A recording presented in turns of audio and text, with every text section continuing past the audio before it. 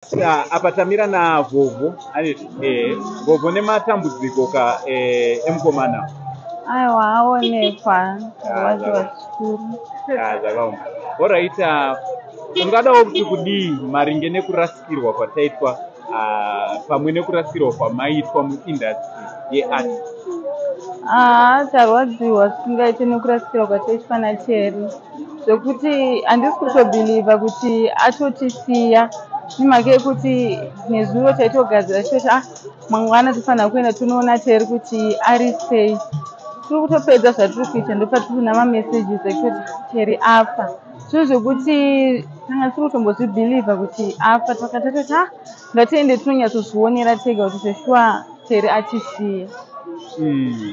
Right, mungadawo kuti kudii especially kuart industry, mungadawo kuti kudii kune vese vari muart industry?